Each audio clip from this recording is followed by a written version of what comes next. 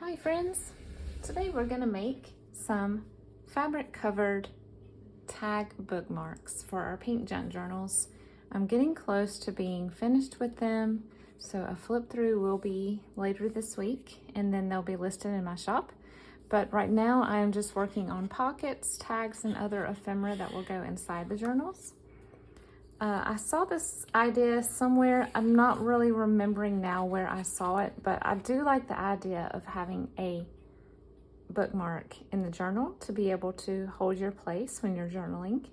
And then in this particular case, the bookmarks were actually very long, narrow tags, and I really liked that idea. And I thought maybe we could try a fabric covered version with maybe some, I don't have a free motion needle on my sewing machine, but I do just sort of move the fabric around to sort of hold everything down and create an interesting design, and I'll show you that in a little bit. First, we need to cut the cardstock that will be our base. So for this, I have just chosen 2 pieces of cardstock that honestly are not my favorite. I probably will not use them again, and they needed to be at the 12-inch length because my journals are, obviously you want it to be a little bit taller than your journal so it can stick out the top as a bookmark. So my patchwork journal is 7 7/8 inch tall, so I will probably make this 8 1/4. So let's go ahead and trim that first.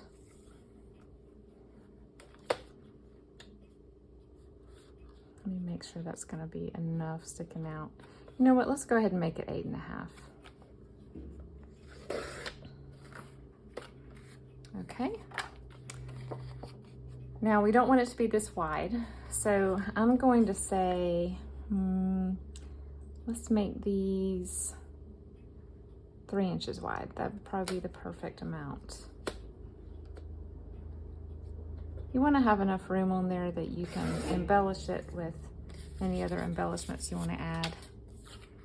Okay, so we'll do the same thing to this one. I'm just going to line it up and cut it. That side is bent. Let's use this side.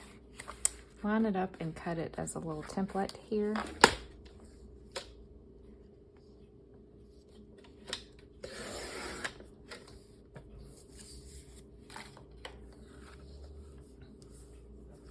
I hope everyone is having a good week. I noticed that YouTube has been a little quiet lately. I don't know if people are just getting back into the back to school craziness, or other things have come in and squeezed out your leisure time, but I do hope everyone is doing okay with the rising energy prices and rising food prices. It's quite overwhelming sometimes. I know. I understand completely. Kind of have to shift your priorities around a little bit. That little corner trick is just my easy way of making tags. You cut off one side and then you rotate it or translate it, I guess if you're using geometry terms, and put it here and then cut the other side to match. So because I have patterned cardstock, I wanted to make sure the fabric I chose was busy.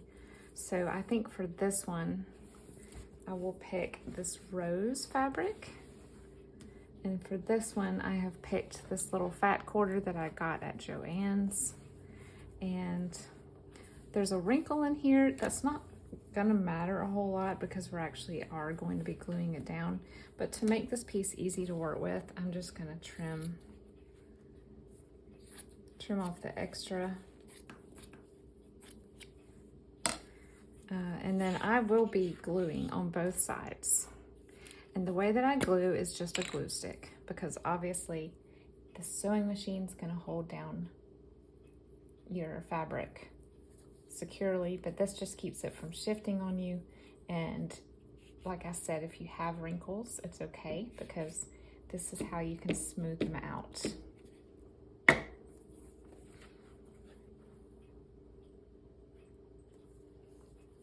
And this is how you do any fabric cover tag, actually, not just a bookmark.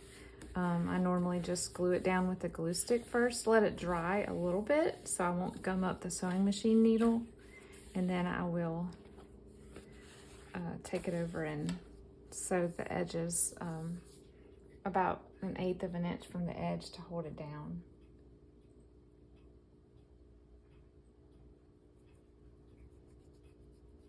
You could even put a little bit of thin batting in between these layers if you wanted a real plush bookmark, but I'm trying to keep these journals from being so overwhelmingly, you know, gapey. You know how they can get when you just stuff them so full. So I'm trying to keep this as flat as possible. All right. Now if we can see where our bookmark is and not cut it, I'm just going to trim the extra to make it easier to deal with.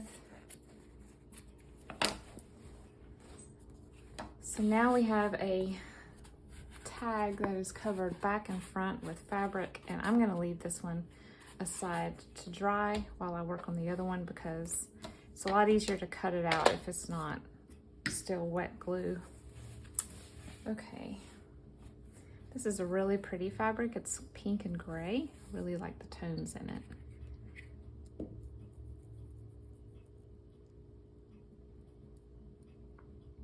What is the weather like where you guys are? It is still very, very hot where I live. Very, very humid. We actually went shopping a couple weeks ago and bought some sweaters for fall, and I'm so excited. It's hard to buy something and then just put it in your closet for a month because the weather won't hurry up and get turned fallish as quickly as you'd like. But I know I need to be patient. And I'm also one of those people, summer's my favorite season. And so usually about a month and a half into cold weather, I'm ready for it to come back. So I probably don't need to rush any of this away.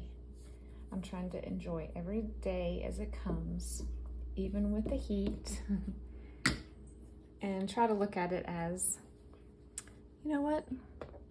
It's just more chance to wear some of the summer clothes that I have in the bright colors that I love. So this one I did something a little different. Instead of cutting, I just folded it straight over. And that's also a possibility. This one, the wrinkles are being a little more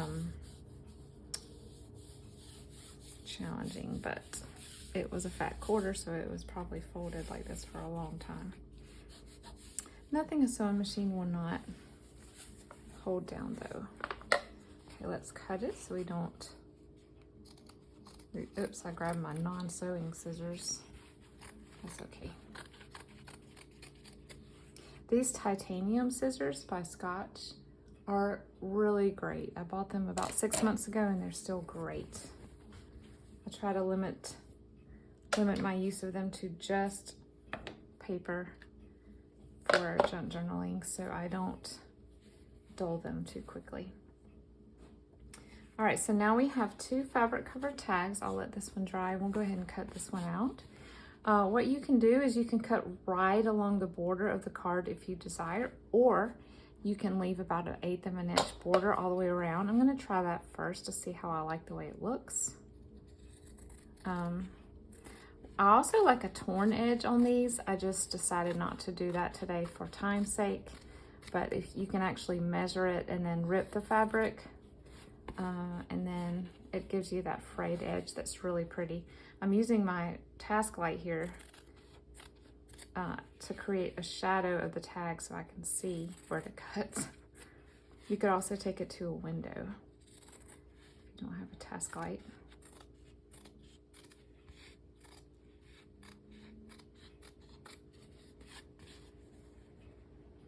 All right.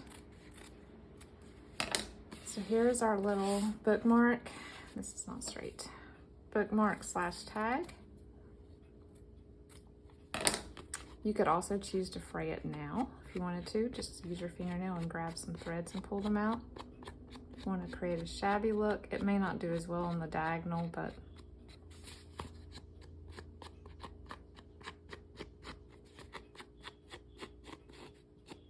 There we go. Okay, that's one down. Now we will cut the other one and then we'll embellish them just a little before we sew them.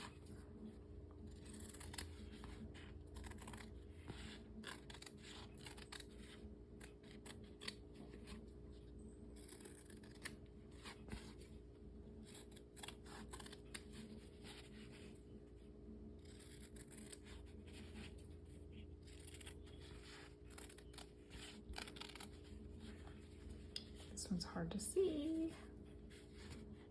I gave myself a little less wiggle room on this one. That's fine though.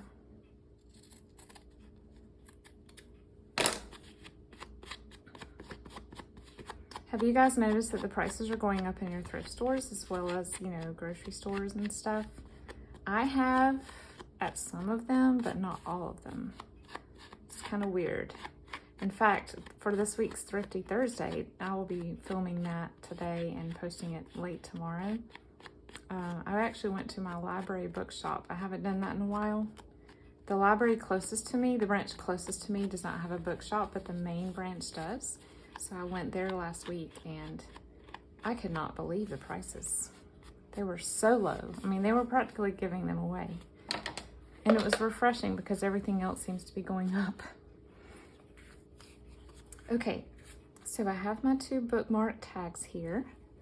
For embellishing, you can use anything. You can use actual chipboard pieces like this, or you could put, you know, a little piece of ruffle here at the top. You could do a sort of collage. If you wanted to collage some things, just tack it down with some glue and then use your little crazy stitching to hold it all down. But on these, honestly, I think I'm going to use some of these. I call them doilies. They're not really doilies.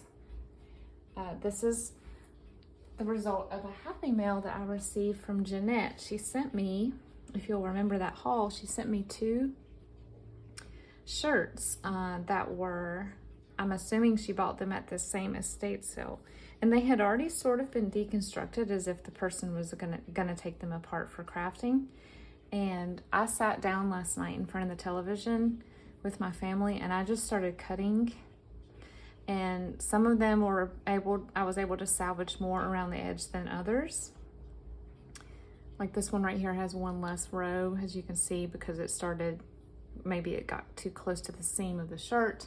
But I was able to cut out so many cute little doily type things out of this one. They were all medallion-like. And then the other shirt had these beautiful, almost paisley looking design on it. And these ended up being quite striking. I was able to salvage a whole piece of the, looks almost like a sakura flower or a cherry blossom. And then I have the little paisley whimsical things coming out from it. Obviously that would not be for these, but I think I will use 1 or 2 of the small ones as an embellishment. Let's see. I want to make sure that it shows up okay. Some of them actually had rhinestones in them, so if I ever do a very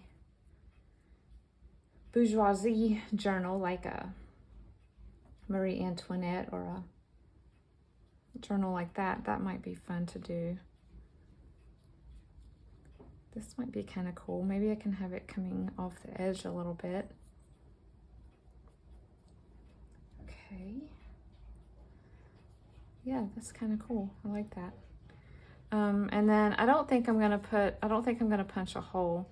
If I do anything, I'll sew a piece of lace or something coming out the top, but I'm going to pause the video and go ahead and do my sewing on these, and then I'll come back and show you the finished result. And it will go through obviously to the back and the front. But yeah, I'll do that and I'll be right back. Okay, I'm back and I ended up sewing down both of the embellishments and the fabric to the tags. Here's the first one. I used some gray lace from the little embellishment baggie that I got from Sarah Making Stuff.